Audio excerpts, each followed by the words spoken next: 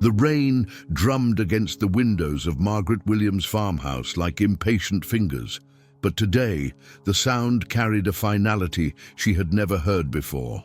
What happens when a woman who spent 30 years teaching children about hope suddenly finds herself with nowhere to call home? The answer stood in her driveway. Frank Morrison from First National Bank, flanked by two sheriff's deputies, their badges gleaming wetly under the grey October sky. Margaret pressed her face against the living room window, watching the scene that would define the rest of her life. The foreclosure notice had been nailed to her front door 3 days ago, but somehow she had convinced herself it was all a terrible mistake, that Robert's insurance money would come through, that someone would see reason. Now, as she watched Frank check his expensive watch with the casual indifference of a man who had done this dozens of times before, Margaret realized that hope had been nothing more than a luxury she could no longer afford. The irony wasn't lost on her that the same hands which had once graded papers about the American dream were now packing her belongings into cardboard boxes. Every item told a story. Robert's purple heart from Vietnam, their wedding china that had survived 3 moves, photograph albums chronicling 35 years of marriage that had ended abruptly in a hospital room 8 months ago. The medical bills had arrived like vultures after the funeral, each envelope a reminder that love, no matter how deep, couldn't protect you from the mathematics of modern healthcare. Margaret had tried to negotiate, had sat in Frank Morrison's office with her reading glasses perched on her nose, spreading out papers like a student presenting a term project. But numbers don't lie, and hers painted a picture of a woman who had lost everything except the clothes on her back. The house that had witnessed her children's first steps, hosted countless Christmas mornings, and sheltered her through Robert's final breaths, would now belong to strangers. As Margaret loaded her 1998 Ford pickup truck with the remnants of her life, she felt the weight of eyes upon her. Millbrook was the kind of town where news traveled faster than wildfire, and her neighbors had gathered on their porches like spectators at a tragedy. Sarah Thompson, who had been her maid of honor 35 years ago, stood behind her white picket fence with her arms crossed, her expression a mixture of pity and relief that it wasn't happening to her. The cruel mathematics of small-town gossip meant that Margaret's misfortune would provide months of dinner-table conversation, transforming her from the respected widow of a war hero into a cautionary tale about financial irresponsibility. She could already hear the whispers, "Poor Margaret, but honestly, she should have planned better." The rain continued to fall as Frank Morrison handed her the final paperwork, his voice professionally sympathetic, but his eyes already moving toward his next appointment. Margaret Williams, former teacher, devoted wife, pillar of the community, was now officially homeless in the town where she had spent her entire adult life. 3 weeks of sleeping in a pickup truck teaches you things they never mention in self-help books about starting over. Margaret discovered that a McDonald's parking lot at 2 a.m. becomes a refuge for society's invisible people, that gas station bathrooms require a certain level of dignity you must abandon, and that shame has a physical weight that settles in your chest like a stone. She had become an expert at timing her movements around Millbrook's daily rhythms, arriving at the grocery store when her former colleagues were at work, visiting the library during school hours when she wouldn't encounter parents she once taught. The irony wasn't lost on her that she had spent decades preparing lesson plans about resilience and perseverance, yet here she was, hiding from the very community she had served.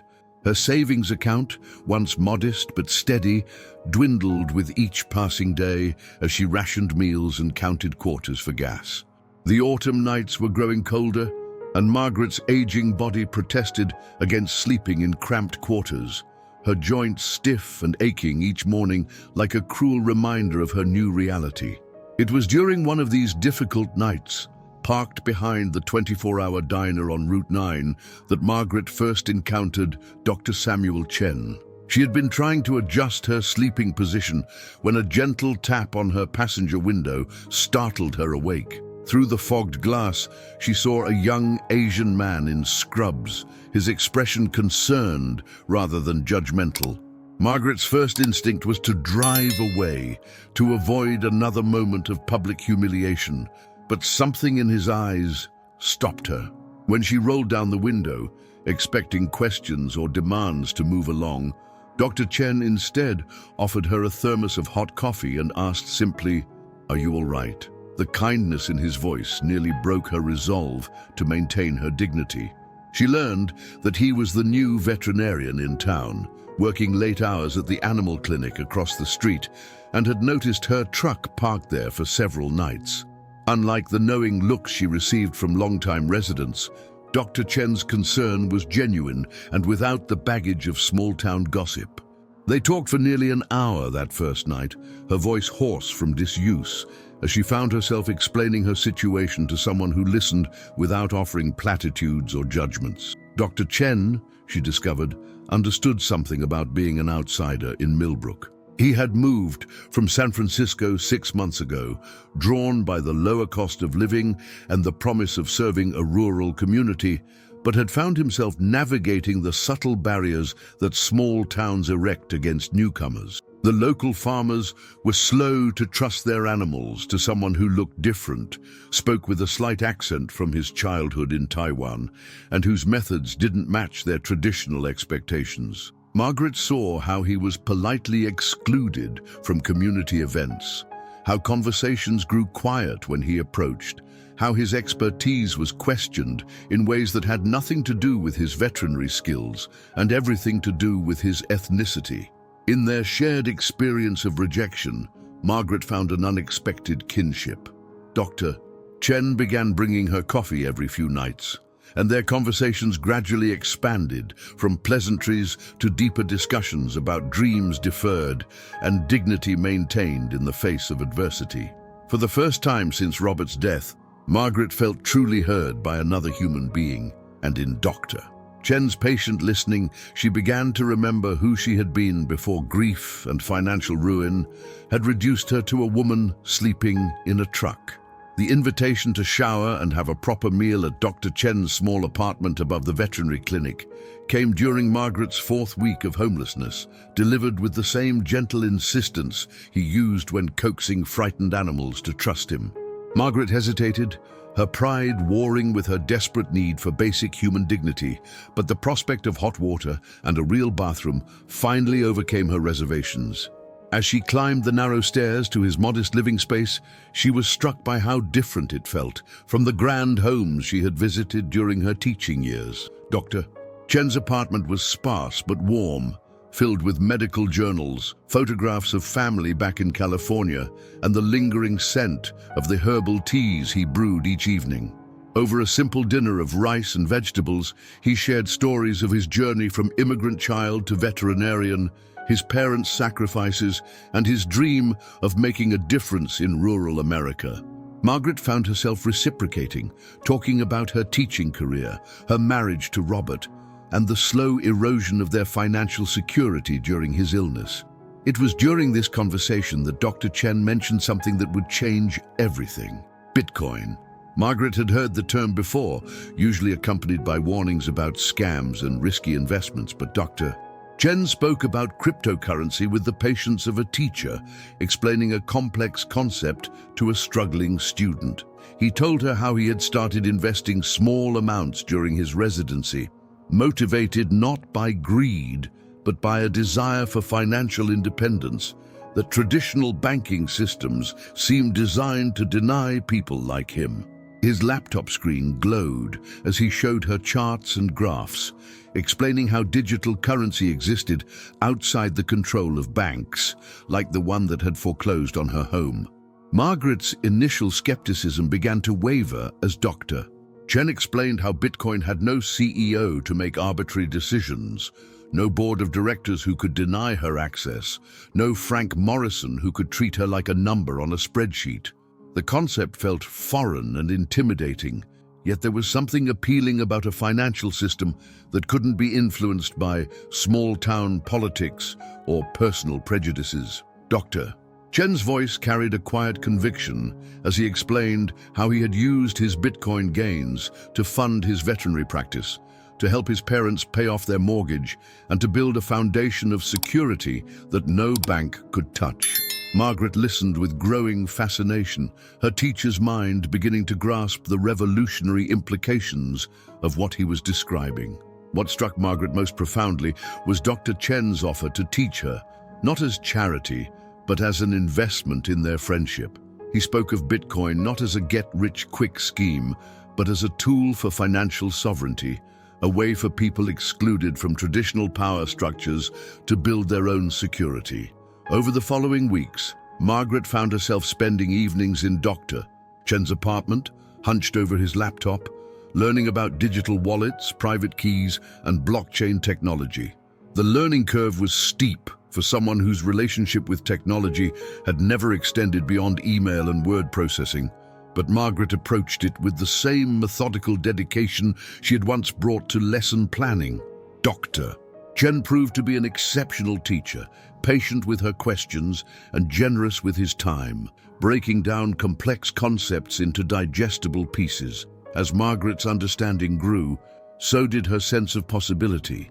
For the first time since losing her home, she began to imagine a future where she wasn't dependent on the mercy of others, where her financial security couldn't be threatened by medical bills or bank executives. The woman who had once taught children about the American dream was discovering that sometimes dreams require new tools and unexpected teachers. Knowledge, Margaret discovered, could be both liberating and isolating. As her understanding of Bitcoin and cryptocurrency deepened through weeks of study with Dr. Chen, she found herself caught between two worlds: the traditional financial system that had failed her and a digital frontier that most of Millbrook couldn't even comprehend. The transformation was gradual but undeniable. Margaret began to see the world through different eyes, recognizing the subtle ways that banks and financial institutions maintained control over ordinary people's lives. When she overheard conversations at the diner about families struggling with medical debt or young couples unable to qualify for mortgages, she wanted to share what she was learning, but the words died in her throat. How could she explain blockchain technology to people who still viewed her as the homeless woman living in a pickup truck? The gap between her growing expertise and her social standing created a painful cognitive dissonance that kept her awake at night. The town's reaction to her friendship with Dr. Chen only intensified her isolation. Sarah Thompson, her former best friend, confronted her outside the grocery store with barely concealed disgust, warning Margaret that people were talking about her inappropriate relationship with the foreign veterinarian. The implication was clear: a respectable widow, even a homeless one, shouldn't be spending so much time with an Asian man, especially one who was unmarried and successful. Margaret felt the familiar burn of injustice, the same feeling she had experienced when the bank treated her like a financial liability rather than a human being. The whispers followed her through Millbrook streets, transforming her educational journey into something sordid in the minds of people who had once respected her. Dr. Chen faced his own challenges, with several longtime clients questioning his veterinary methods and suggesting that maybe their animals would be better served by someone more traditional. The pressure from the community created an us-against-them mentality that drew Margaret and Dr. Chen closer together while driving them further from their neighbors. It was during this difficult period that Margaret made her first Bitcoin purchase. Using money she had earned from cleaning houses for cash, she bought a small amount of cryptocurrency under Dr. Chen's guidance. The transaction felt surreal, watching numbers appear on a screen that represented real value but existed nowhere in the physical world. Dr. Chen explained that she now possessed something that no bank could seize, no government could easily trace, and no small-town gossip could diminish. For the first time in months, Margaret felt a spark of hope that wasn't dependent on the goodwill of others. As Bitcoin's value fluctuated over the following weeks, Margaret watched her small investment grow, not dramatically but steadily. More importantly, she began to understand that she was learning skills that could serve her for the rest of her life. The woman who had once felt powerless against financial institutions was becoming fluent in a language of independence that few in Millbrook could speak. The Millbrook Town Hall had never seen a crowd quite like the one that gathered on that crisp November evening for the emergency meeting about affordable housing. Margaret sat in the back row, her laptop bag clutched in her hands, while Dr. Chen offered silent moral support from the seat beside her. The irony wasn't lost on her that she was about to address the same people who had whispered about her behind closed doors, the same community that had watched her lose everything without offering help. Frank Morrison sat in the front row with other bank officials, his expression confident and dismissive as Mayor Patricia Webb called the meeting to order. The agenda was simple: discuss the growing problem of housing displacement in their community and explore potential solutions. What the assembled residents didn't expect was for Margaret Williams, the homeless widow they had pitied and scorned, to stand up and request permission to speak. The murmurs rippled through the room as Margaret walked to the podium, her steps steady despite the trembling in her hands. She had rehearsed this moment for days, but standing before the faces of her former life felt surreal. Margaret began by thanking the council for allowing her to speak, then launched into a presentation that left the room stunned into silence. Using her laptop and the hall's projection system, she displayed charts showing Bitcoin's performance over the past 5 years, explained how cryptocurrency could provide financial stability for people excluded from traditional banking, and outlined a practical plan for the town to establish its own digital currency program. Her voice grew stronger with each slide, her teacher's instincts taking over as she watched comprehension dawn on faces that had once looked at her with pity. Frank Morrison's confident expression slowly shifted to concern as Margaret detailed how Bitcoin transactions worked, how they couldn't be reversed by bank executives, and how ordinary people could build wealth outside the traditional financial system that had failed so many of them. The room erupted when Margaret revealed her own success story. In just 2 months of careful investment and learning, her small Bitcoin holdings had grown enough to secure a deposit on a modest apartment. More importantly, she had developed skills and knowledge that made her financially independent in ways that her teaching pension never could. Dr. Chen nodded encouragingly as Margaret explained how they had documented everything, creating an educational framework that could help others in similar situations. The transformation was complete. The woman who had been evicted in shame was now teaching her former neighbors about financial sovereignty. Frank Morrison stood to challenge her presentation, suggesting that cryptocurrency was too risky for ordinary people, but Margaret was ready for him.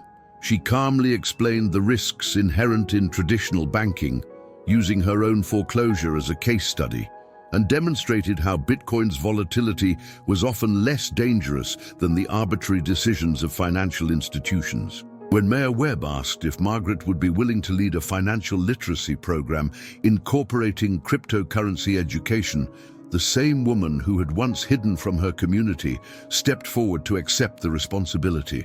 The audience's applause was tentative but genuine, marking the beginning of Margaret's transformation from outcast to innovator in the very town that had abandoned her.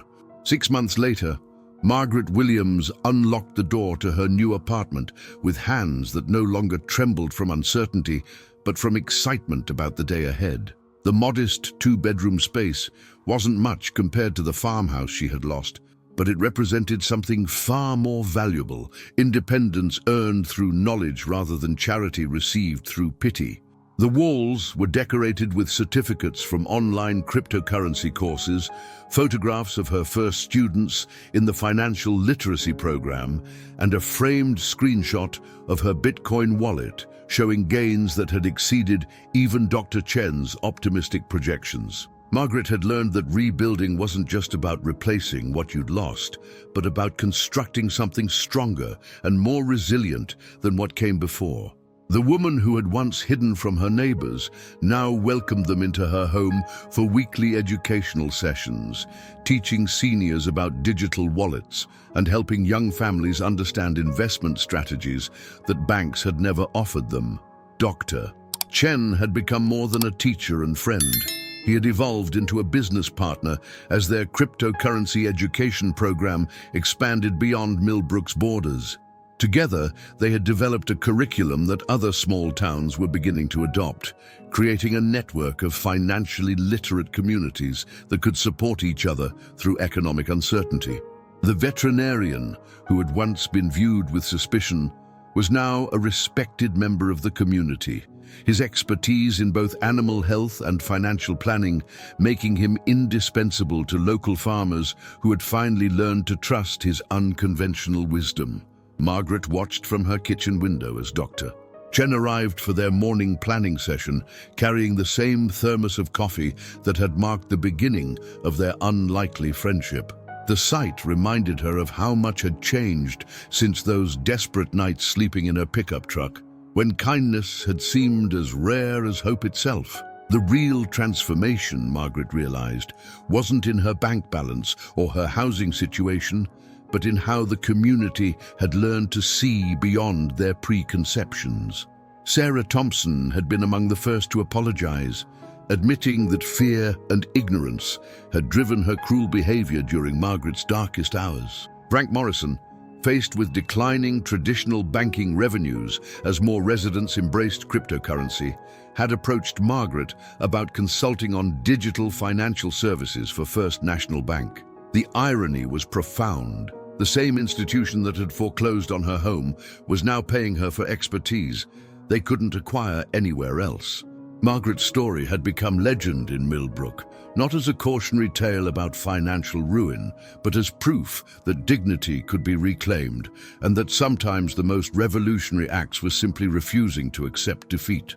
As she prepared for another day of teaching others to build the financial independence she had discovered, Margaret smiled at the knowledge that her greatest lesson plan had been written not in a classroom, but in the most difficult chapter of her own life. The widow who had lost her house to the bank had indeed found a home they couldn't touch, not just in cryptocurrency, but in the respect and community she had rebuilt through courage, knowledge, and the simple act of refusing to disappear.